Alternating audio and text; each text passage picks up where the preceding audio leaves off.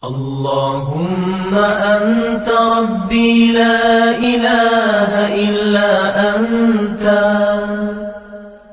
خلقتني وأنا عبدك وأنا على عهدك ووعدك ما استطعت أعوذ بك من شر ما صنعت أبوء لك بنعمتك علي وأبوء بذنبي فاغفر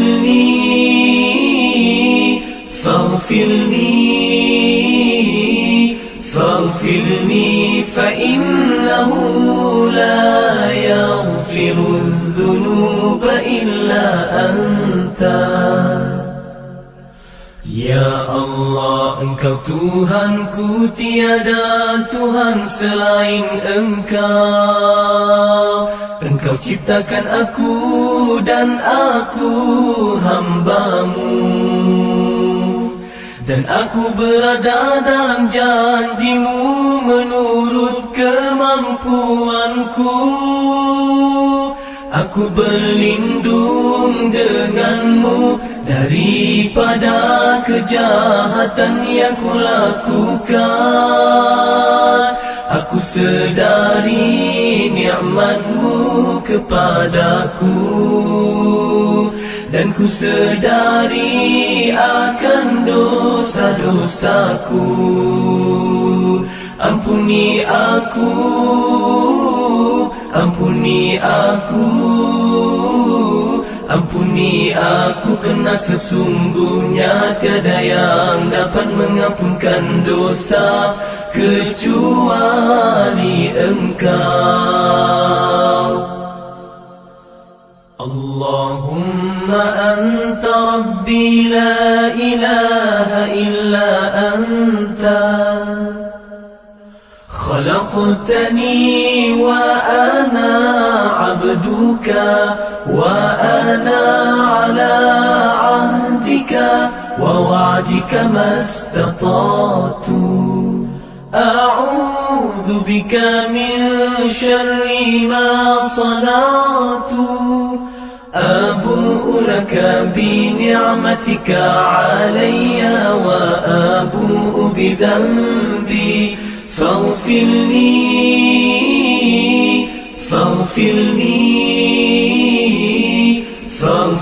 لي فإنه لا يغفر الذنوب إلا أنت.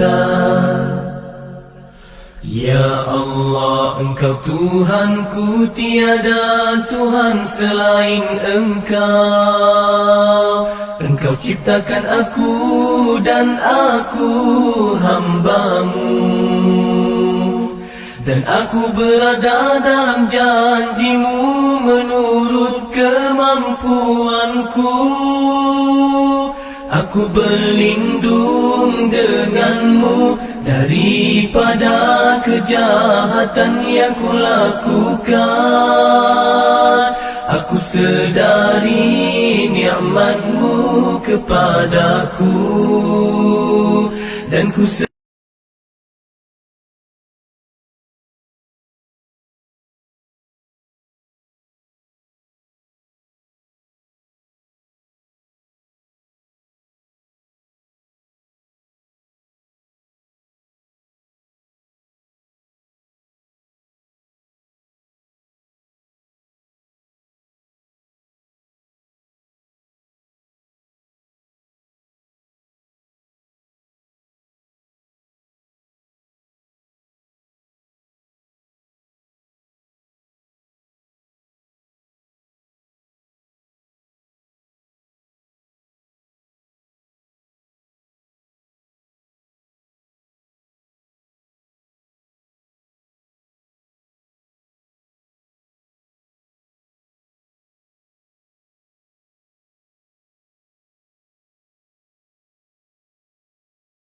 لهم عذاب مهين.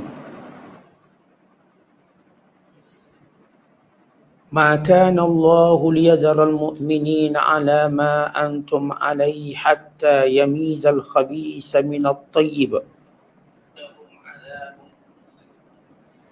وما كان الله ليطلعكم على الغيب ولكن الله يجتبي من رسله من يشاء فآمنوا بالله ورسله وإن تؤمنوا وتتقوا فلكم أجر عظيم ولا يحسبن الذين يبخلون بما آتاهم الله من فضله هو خير لهم بل هو شر لهم سيطوقون ما بخلوا به يوم القيامة ولله ميراث السماوات والأرض ولله ميراث السماوات والأرض والله بما تعملون خبير صدق Allahul Azim. Maksudnya, dan janganlah engkau berduka cita wahai Muhammad disebabkan orang-orang yang segera menceburkan diri dalam kekufuran, kerana sesungguhnya mereka tidak sekali-kali akan dapat mendatangkan mudarat kepada Allah sedikit pun.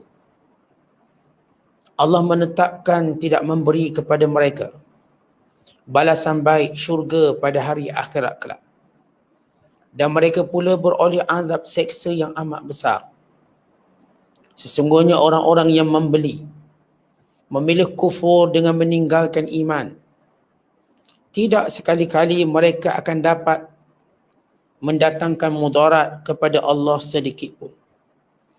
Dan mereka pula beroleh azab seksa yang tidak terperi sakitnya. Dan jangan sekali-kali orang-orang kafir menyangka bahawa kami membiarkan mereka hidup lama. Itu baik bagi diri mereka. Kerana sesungguhnya kami biarkan mereka hanyalah supaya mereka bertambah dosa di dunia. Dan mereka pula beroleh azab seksa yang menghina di akhirat kelak. Allah tidak sekali-kali akan membiarkan orang-orang yang beriman dalam keadaan yang kamu ada sekarang bercampur aduk mukmin dan munafik. Bahkan ia tetap menguji kamu sehingga ia memisahkan yang buruk munafik daripada yang baik yang beriman. Dan Allah tidak sekali-kali akan memperlihatkan kepada kamu perkara-perkara yang gaib. Akan tetapi Allah memilih dari Rasul-Rasulnya sesiapa yang dikehendakinya untuk memperlihatkan kepadanya perkara-perkara yang gaib itu. Oleh itu berimanlah kamu kepada Allah dan Rasul-Rasulnya. Dan jika kamu beriman dan bertakwa, maka kamu akan beroleh pahala yang besar. Dan jangan sekali-kali orang-orang yang bakhil dengan harta benda yang telah dikurniakan Allah kepada mereka dari kemurahannya, menyangka bahawa keadaan bakhilnya itu baik bagi mereka. Bahkan ia adalah buruk bagi mereka. Mereka akan dikalungkan, diseksa dengan apa yang mereka bakhilkan itu pada hari kiamat kelak. Dan bagi Allah jualah hak milik segala warisan isi langit dan bumi. Dan ingatlah Allah Maha mengetahui dengan mendalam akan segala yang kamu kerjakan. Ayat yang kita bacakan ini bermula daripada ayat 176 sehingga 180. Masih lagi kesinambungan kisah dan cerita pengajaran dan iktibar dalam peperangan Uhud. Sebagaimana kita sebut beberapa kali bahawa perang Uhud punya iktibar yang panjang. Pengajaran yang meliputi segala aspek, segala peringkat, segala golongan. Sama ada pengajaran untuk Nabi Muhammad sallallahu alaihi wasallam sendiri, pengajaran untuk para sahabat ridwanullahi alaihim ajma'in, pengajaran juga kepada orang-orang munafikin, pengajaran juga kepada orang-orang kafir, pengajaran juga kepada orang-orang yang hidup sezaman dengannya dan orang-orang yang hidup selepas itu. Kerana pengajaran dan iktibar peperangan Uhud ini tidak akan habis selama-lamanya. Sebagaimana kita melihat, mendalami, mengamati, berfikir, maka ada pengajaran-pengajaran yang sebahagian pengajaran itu bagi menghiburkan orang beriman. Sebahagian pengajaran itu bagi menghiburkan Nabi Muhammad sallallahu alaihi wasallam. Sebahagian pengajaran itu untuk muhasabah orang-orang beriman. Sebahagian pengajaran itu bagi menghina watak-watak munafik yang ada, sifat-sifat mereka. Dan sebahagiannya bagi menunjukkan bahawa kekufuran itu selamanya tidak akan menang bagi mengatasi petunjuk dan iman.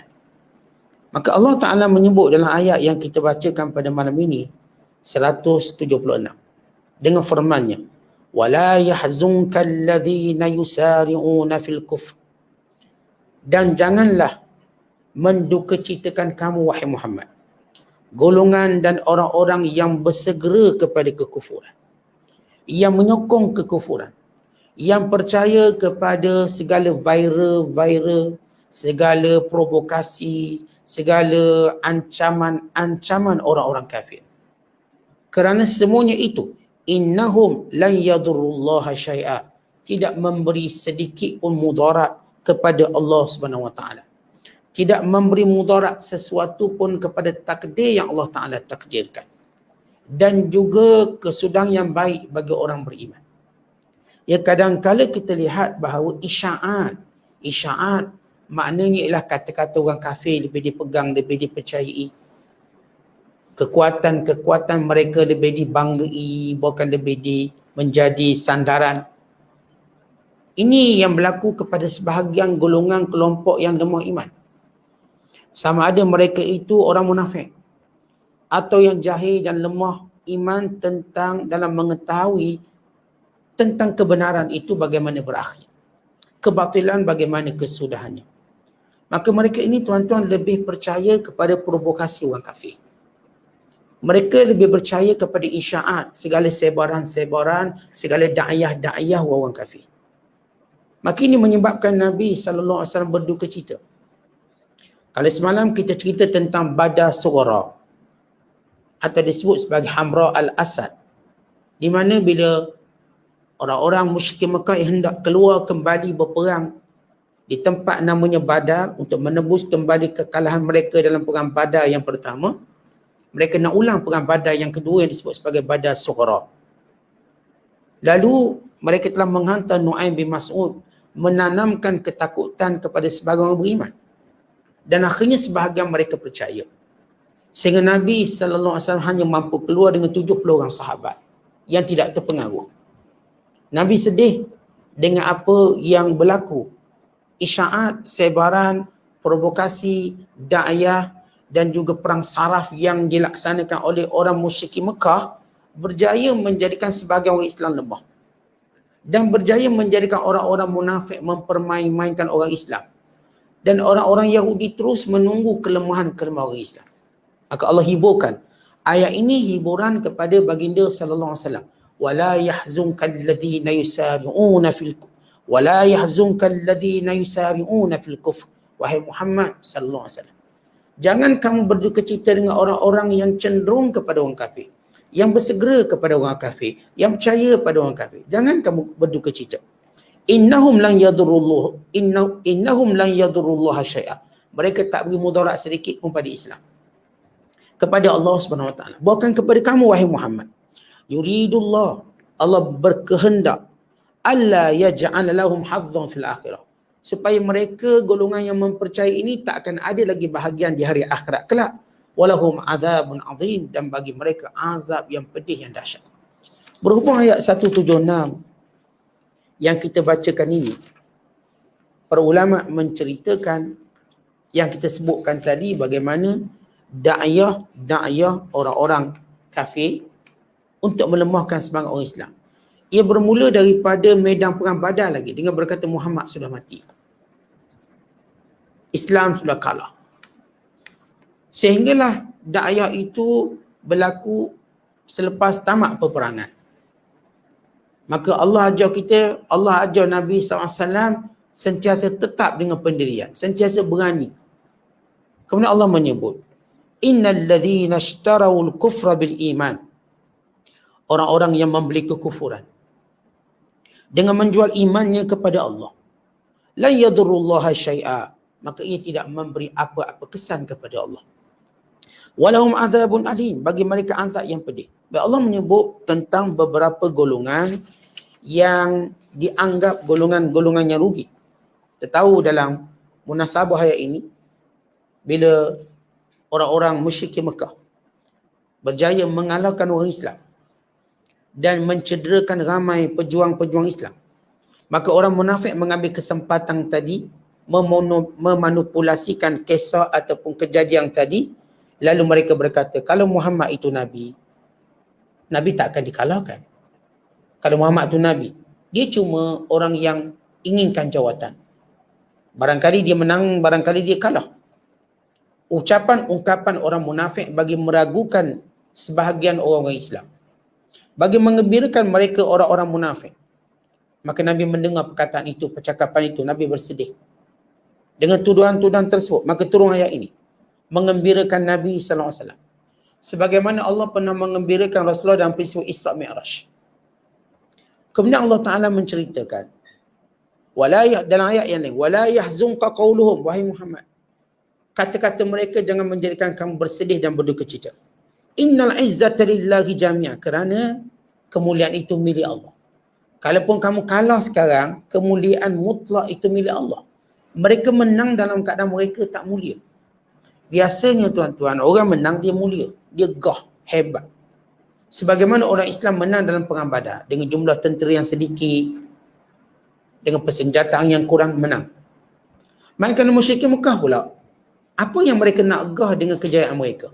Yang pertama, mereka datang dengan bala tentera yang lebih besar, 3,000 orang, persenjataan yang lengkap, dipimpin oleh Abu Sufyan. Yang kedua, mereka tidak berjaya membunuh Nabi SAW pun. Jadi kalau orang main chess tu tuan-tuan, dia tak boleh checkmate king tu. Dan yang ketiga, mereka gagal untuk datang di medan di mana mereka cabar Rasulullah datang, itu di medan Badar, Badar Sughra. Maka kemenangan dia ni apa macam ni? Kemenangan yang tidak bermaruah. Menang mereka tidak berjaya membunuh Nabi SAW. Menang mereka dalam keadaan memang mereka bawa tentera ramai. Dan menang mereka dalam keadaan mereka takut untuk ulang peperangan. Maka bagaimana boleh dikatakan menang? Kerana itu Allah menyatakan kemuliaan itu milik Allah seluruhnya. Dan ayat yang lain Allah Ta'ala menyatakan, fala'allaka baqi'un nafsaka ala atharihim illam yu'minu bihazal hadisi asafa. Wahai Muhammad, barangkali kamu terlalu berduka cita mengenangkan perbuatan-perbuatan mereka yang terus menerus tidak mau beriman dengan Allah Ta'ala. Maka jangan berduka cita. Ini urusan Allah SWT. Artinya ayat yang kita bacakan ini bagi menjelaskan kata-kata daripada munafikin, kata-kata daripada Yahudi, kata-kata daripada musyrikin Mekah. Mereka ini bergabung menjadi satu puak. Puak munafik, puak Yahudi dan puak musyrikin. Dan kita dapati memang dalam sejarah perjuangan Islam, kemuncak bila Islam nak menang, kelompok ini akan bergabung. Kelompok mana? Kelompok yang pura-pura Islam, munafik. Kelompok musyrik Mekah dan kelompok Yahudi, mereka bergabung untuk menidakkan Islam. Tetapi Allah menyatakan mereka tidak mampu memberi apa-apa kesan kepada para wali Allah, iaitu Nabi SAW dan para sahabatnya. Para sahabat yang sebenar tetap berdiri teguh bersama Nabi SAW. Mereka tidak berjaya melemahkannya. Bahkan apa yang berlaku kepada mereka, sebaliknya mereka memudaratkan diri mereka sendiri. Allah Ta'ala berfirman dalam ayat yang lain, wala yahiqul makrus sayyi'u illa bi ahli. Tidak akan mengena jerat perangkap kejahatan yang dipasang oleh orang jahat melainkan pada diri mereka sendiri. Mereka asalnya nak hina Rasulullah dengan kekalahan, nak hina para sahabat, tiba-tiba mereka menghina diri mereka sendiri. Kekufuran mereka tidak menguntungkan mereka. Kerana itu Allah menyebut dalam ayat yang lain, ya ayyuhar rasul la yahzunka alladhina yusari'una fil kufr minal ladhina qalu amanna bi afwahihim wa lam tu'min qulubuhum. Wahai Muhammad, wahai Rasul, jangan kamu berduka cita dengan orang-orang yang cenderung kepada kekufuran. Maksud ayat ini orang munafik. Mereka yang cuma beriman dengan mulut-mulut mereka, sedangkan hati-hati mereka tidak beriman. Dan ayat yang lain Allah Ta'ala menjelaskan, ayahsabuna annama numidduhum bihi min malin wa banin nusari'u lahum fil khairat bal la yash'urun. Apakah mereka menyangka dengan sebab banyaknya harta benda dan anak pinak mereka, mereka dapat kebaikan yang banyak? Bahkan mereka tidak sedar mereka sedang dibinasakan oleh Allah. Kerana itu Allah Ta'ala menyebut dalam ayat yang lain, fadharni wa man yukadzibu bihadzal hadis sanastadrijuhum min haitsu la ya'lamun. Maka biarkan aku, wahai Muhammad, dan orang-orang yang mendustakan perintah Allah. Wahai Muhammad, katakan pada mereka, biarkan, tak apa nak cakap apa. Orang-orang yang mendustakan perintah Allah, kami, yakni Allah, akan menarik nikmat mereka perlahan-lahan. Dalam ayat yang lain Allah Ta'ala berkata, wala tu'jibka amwaluhum wa auladuhum innama yuridullahu an yu'adzibahum biha fid dunya wa tazhaqa anfusuhum wa hum kafirun. Wahai Muhammad, jangan kamu merasa teruja dengan sebab banyak harta benda mereka, ramai anak pinak mereka, ramainya rakyat-rakyat mereka, ramainya tentera-tentera mereka, kerana Allah menghendaki apa yang mereka miliki itu untuk menambah azab dan kehinaan mereka di dunia dan juga menjadikan mereka ini berada dalam kesempitan dada. Artinya, Allah Ta'ala mengingatkan Nabi SAW, apapun perlakuan perkataan orang-orang yang kufur ini dan orang-orang yang menyokong kekufuran atau orang yang terpengaruh dengan dai-dai kekufuran, jangan menyedihkan kamu. Tetap kamu berdiri dengan prinsip. Ayat yang kedua, yang ayat 177, bila Allah menyebut, sesungguhnya orang yang sanggup untuk gadai iman dia, untuk membeli kekufuran, maka yang pertama ialah golongan yang menyokong kekufuran. Yang kedua, golongan yang sanggup kufur lepas tu. Terus dengan terang-terang menzahirkan kekufuran. Bila tengok Nabi SAW kalah dalam perang Uhud, sebahagian mereka zahirkan kekufuran. Selama ni mereka bersembunyi atas nama munafik.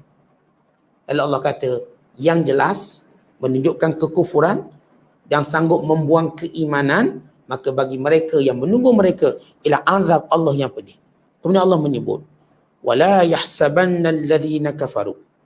Janganlah orang-orang kafir menyangka annama numli lahum, kami memberi tempoh pada mereka, kami panjangkan umur mereka, kami beri nikmat macam-macam pada mereka.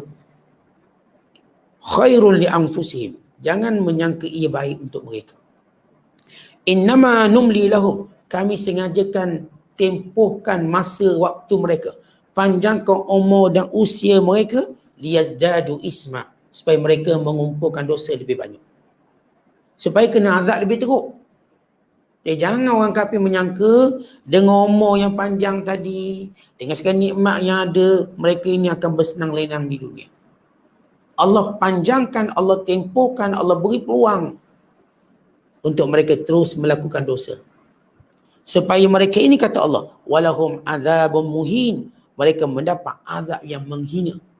Baik, kalau kita lihat ayat 176, 177, 178, Allah ulang dengan perkataan azab. Walahum azabun azim, 1. Walahum azabun alim, 2. Walahum azabun muhin, 3. Kesemuanya menyebut tentang azab-azab. Yang satu makna azab yang dahsyat. Yang kedua azab yang pedih. Yang ketiga azab yang menghinakan. Apakah yang membezakan maksud ini? Tadi bila sebut tentang azab yang dahsyat, untuk memberi satu amaran yang kuat. Amaran yang yang cenderung pada kekufuran ni ada satu hukuman yang dahsyat. Dan yang dimaksudkan dengan azab yang pedih, nak beritahu bahawa kamu tidak akan dapat menikmati dengan kekufuran kamu tadi. Bukan kamu mendapat nikmat, tapi azab yang pedih menanti kamu, yang sakit berterusan. Kamu tak akan bahagia. Kerana orang yang cuba untuk menjual keimanan sebab mereka rasa kononnya mereka akan lebih bahagia. Tetapi ramai orang menyangka dengan meninggalkan agama, dengan meninggalkan perintah Allah, mereka akan jadi lebih bahagia. Iaitu sebahagian mereka tak nak sembahyang, tak nak keluar zakat, tak nak tutup aurat. Mereka menyangka itu bahagia. Mereka menyangka bila mereka terpaksa tutup aurat, kata mereka, kami tak nak hipokrit lah. Kami tak nak tutup aurat. Kami nak macam kami. Tetap tidak pakai tudung, tetap buat benda haram. Kami nak hidup macam kami. Kami rasakan hidup ini hidup sebenar. Tuan-tuan, ini pembohongan pada diri sendiri. Tak ada seorang pun bahagia dengan menyanggah perintah Allah.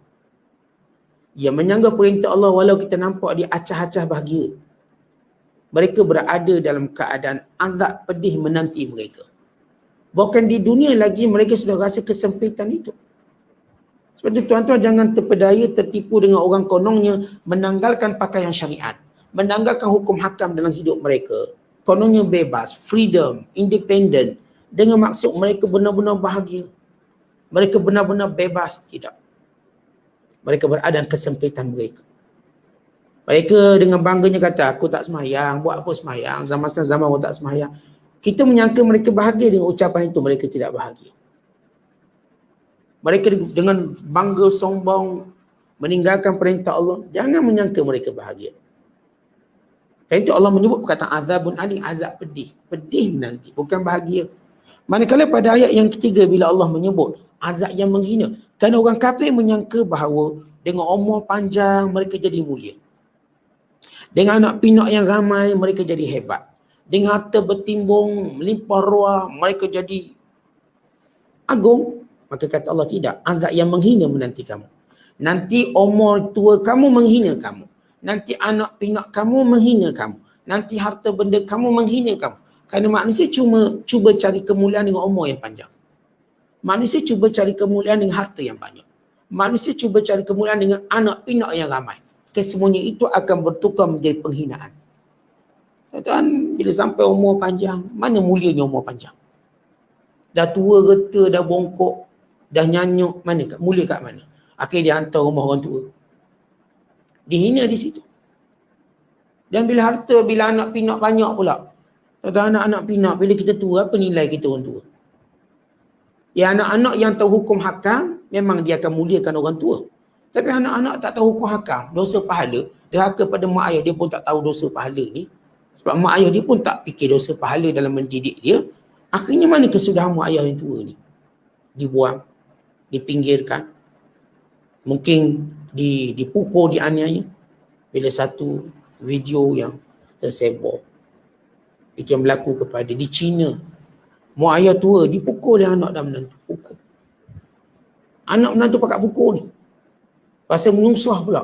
Tuan-tuan, apakah umur panjang macam ni mulia kalau dipukul oleh anak-anak sendiri? Ya, kalau orang lain pukul kita tak rasa sangat. Yang pukulnya anak-anak sendiri. Anak-anak nampak kita menyusah. Baik, ini hukuman kepada orang menyangka umur panjang mereka akan menjadi mulia. Tidak, kamu akan dihina. Kemudian Allah menyebut pada ayat 179. Maka Allahu liyadharal mu'minina ala ma antum alaih. Allah tak biarkan kamu wahai orang beriman bercampur aduk dengan orang yang pura-pura beriman. Allah Ta'ala tidak akan biarkan orang beriman bercampur aduk dengan orang yang lemah iman. Allah tak biarkan orang beriman yang sejati imannya bercampur aduk dengan orang yang mencari kepentingan dunia. Kerana bila Allah nak beri kemenangan, kemenangan itu cuma milik orang beriman yang sebenar. Sebab itu sejarah menunjukkan bila orang beriman itu sudah pun tulus keimanannya pada Allah, maka kelompok inilah yang akan menang. Kelompok inilah yang akan menjatuhkan kuasa-kuasa besar. Tapi selagi mana orang Islam bercampur dengan musuh-musuh dan selimut, ia perlu dibersihkan dahulu. Kerana itu berlaku pelbagai ujian Allah kepada orang beriman untuk menapis. Liyamizal khabisa. Allah sebut dalam sini. Allah sebut dalam ayat kita baca, hatta yamizal khabisa minat tayyib, sehingga dengan ujian-ujian Allah yang bertali arus itu akan membezakan siapa yang buruk, siapa yang baik. Maka dalam peperangan Uhud dah nampak kelompok munafik yang sebenar. Dalam perang Uhud dah nampak watak Yahudi yang tidak setia pada negara Islam. Walaupun mereka bersetuju dengan piagam Madinah, Sahifah Madinah. Maka ujian-ujian yang berlaku, khususnya perang Uhud, membuka pekung orang-orang yang memusuh Islam, yang selama ini sembunyi, hari ini zahir, nyata dan terang. Dan itu Allah kata, ingat apa yang berlaku ni kerana Allah nak bezakan siapa orang beriman sebenar dengan orang tidak beriman. Wa ma kana Allahu liyutli'akum 'alal ghaib. Allah tak akan beritahu benda gaib secara mutlak. Ni tahu benda gaib, ni tahu tak. Benda gaib ini bukan ilmu untuk semua orang. Kata Allah, walakin Allah, tetapi Allah yashtabi, memilih min rusulihi, di kalangan rasul-rasulnya, man yasha, yang Allah kehendaki untuk beritahu perkara gaib. Para Nabi SAW, mereka tak tahu benda gaib. Mereka dipilih oleh Allah untuk diberitahu perkara gaib. Mengetahui benda gaib dengan diberitahu perkara gaib ini perkara yang berbeza. Kalau mengetahui benda gaib maknanya tahu secara mutlak. Memberitahu perkara gaib artinya ada benda yang Allah beritahu, ada benda yang Allah tak beritahu. Maka ada benda yang Allah Ta'ala beritahu pada Nabi SAW jumlah orang munafik. Ada kelompok-kelompok yang Allah tak beritahu. Tetapi dizahir dengan kejadian demi kejadian, ujian demi ujian, peristiwa demi peristiwa, masa demi masa, maka zahir sedikit demi sedikit. Bahkan Nabi SAW diberitahu oleh Allah bahawa sebahagian sahabatnya akan murtad bila kewafatan baginda SAW. Tapi Nabi tak diberitahu siapa. Akhirnya bila Rasulullah wafat, zahirlah kelompok-kelompok yang murtad. Walaupun ada sebahagian yang kembali pada Islam. Seperti Uyainah bin Husain, seperti Abu Talha al-Asadi, seperti Tulaiha al-Asadi. Manakala sebahagian lain pula tidak, terus bahkan mati dalam kekufuran.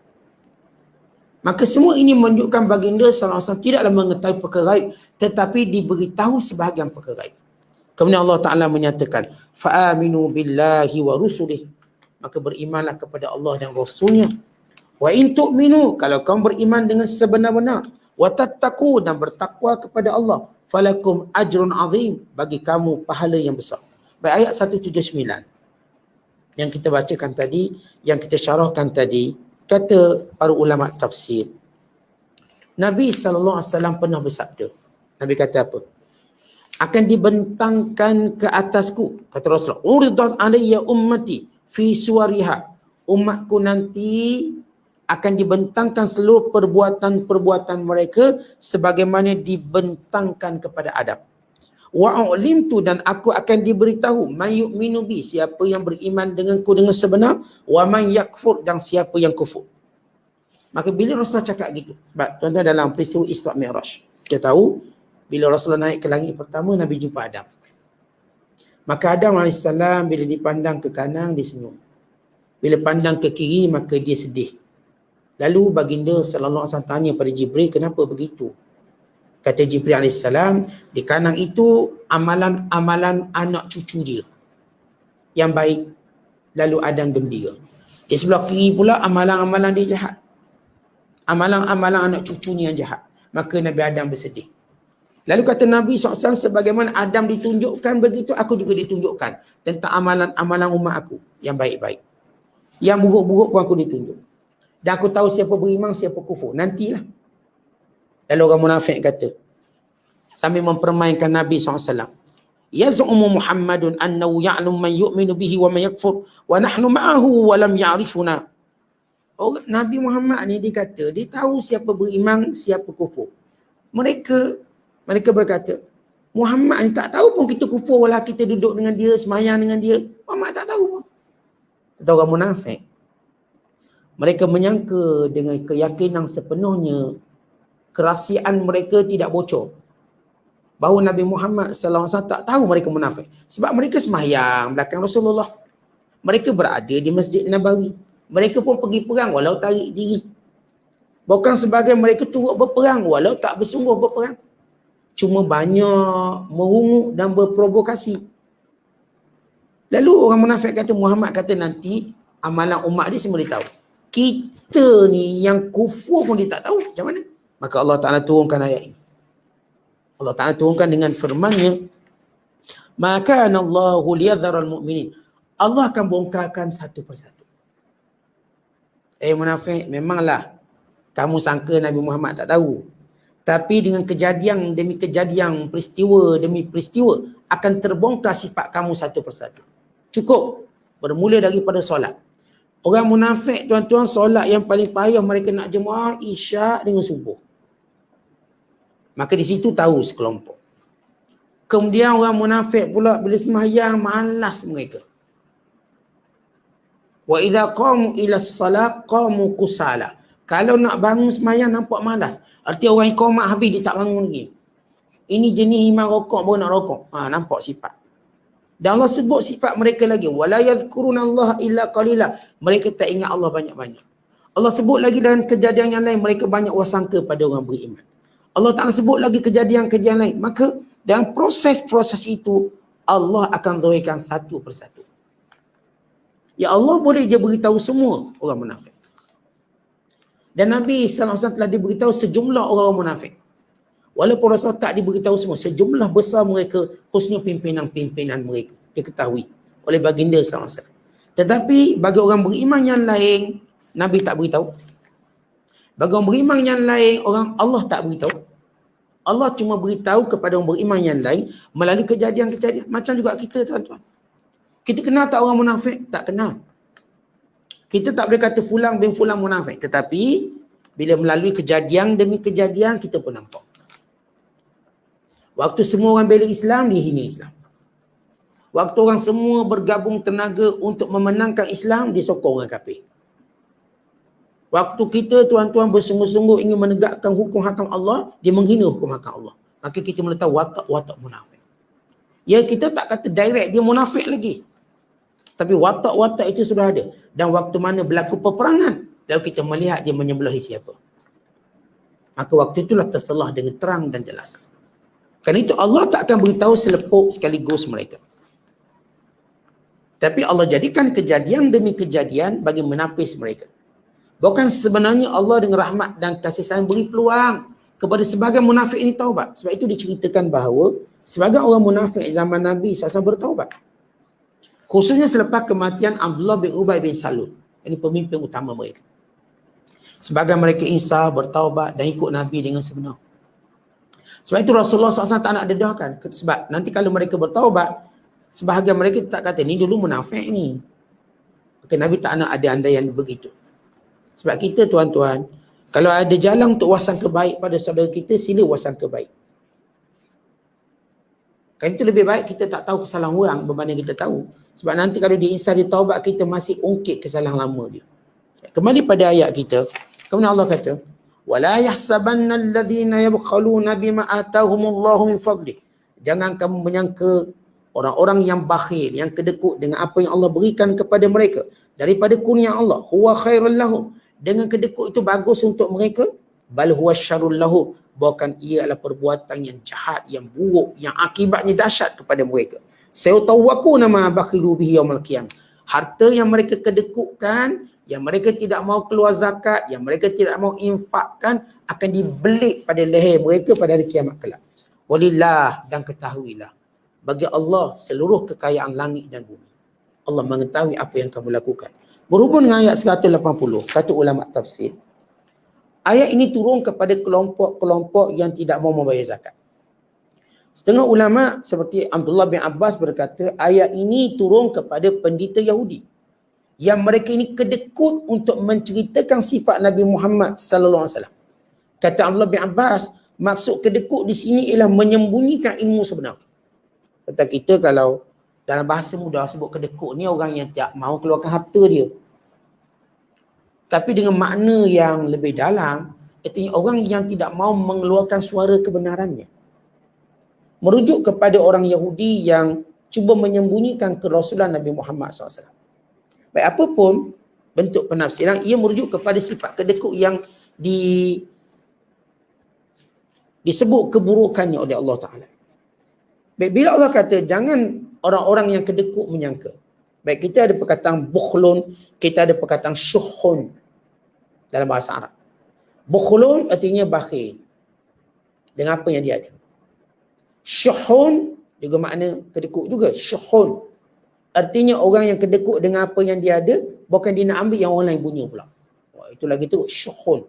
Ini panggil syuhun halik. Ini pun tamak melampau. Kedekut dan tamak. Kalau kedekutnya tak semestinya tamak. Tapi ada satu kelompok lagi yang Allah sebut perkataan syuhun. Allah Ta'ala sebut dalam Al-Quran, wa man yuqa syuhha nafsihi fa ulaika humul muflihun. Siapa yang berjaya melindungi sifat syuh. Yang ni bukan sekadar kedekut, bukan nak yang orang punya, tamak. Maka mereka orang berjaya kalau berjaya menghindarkan diri mereka. Baik, kembali kepada makna bakhil dan ayat ini. Baik, kenapa Allah sebut bakhil? Kerana orang-orang munafik terkena dengan bakhil. Orang-orang Yahudi juga terkena dengan bakhil. dan bakhil mereka terselah bila diminta untuk membantu agama Allah. Bila diminta untuk bersama-sama dengan Nabi SAW. Walaupun mereka ni rakyat Madinah. Orang munafik rakyat Madinah. Orang Yahudi rakyat Madinah. Sepatutnya bila negara diancam sebagai seorang warga negara yang patriotik, tak kira kamu agama apa pun, kamu ada komitmen dengan negara, patut kamu bantu, kamu sokong, kamu keluarkan belanja kamu untuk jaga negara. Tuan-tuan, dalam situasi macam negara kita macam ni, kita patut sokong kalaulah sekiranya kerajaan kita perlukan derma untuk menangani COVID sebagai contoh. Kerana ini masalah negara. Patut tak kira orang agama apa pun, daripada kelompok mana pun, sama-sama berganding bahu. Sebab kita nak benda selesai semua. Dia bukan cerita siapa yang bijak memerintah. Ini bukan isu siapa bijak memerintah. Isu ini ialah bagaimana kita nak berganding bahu mengatasi perkara ini. Maka apa yang kita boleh bantu? Sama ada kita bantu dengan disiplin, mengikut undang-undang, bantu dengan cara derma, dengan potong gaji, dengan cara apa sekalipun kita akan bantu. Tapi orang munafik wataknya terselah. Mereka mengambil kesempatan manipulate daripada kelemahan negara untuk membangkitkan kebencian lagi. Untuk mencetuskan lagi huru-hara. Biar negara ni jatuh, itu yang mereka suka. Ini yang berlaku pada negara Madinah. Ketika mana negara Madinah mengalami serangan-serangan yang dahsyat daripada musyrikin Mekah, yang mereka ini orang kaya, orang korporat, orang munafik tak nak derma. Golongan-golongan Yahudi juga tidak mahu menolong Nabi SAW. Dan sebahagian orang lemah agama terpengaruh dengan perbuatan orang ni. Maka Allah kata, ingat, bakhil tadi tak pernah beri keuntungan pada kamu, dunia dan akhirat. Bahkan bila kamu bakhil, hak yang patut kamu keluarkan, sama ada zakat yang wajib atau apa saja komitmen yang mesti kamu keluarkan, maka ingat perkara itu akan menjadi musibah kepada kamu hari akhirat kelak. Dan kamu juga kena ingat, bukan kamu yang kaya. Yang kaya itu Allah. Allah memiliki kekayaan langit dan bumi. Dan Allah boleh mengambil kekayaan yang kamu ada tadi. Makanya kita tengok tuan-tuan, bila datang sikit musibah, Allah boleh bankruptkan siapa yang Allah inginkan. Jangan duk action, jangan duk kita katakan sombong sangat dengan harta kita ada. Setiap harta yang di tangan kita, mesti kita tahu kat mana hak dia, kat mana tempat yang perlu kita belanjakan. Dan Allah mengetahui apa yang kita perbuat dan kita lakukan. Wallahu a'lam bissawab. Assalamualaikum warahmatullahi wabarakatuh.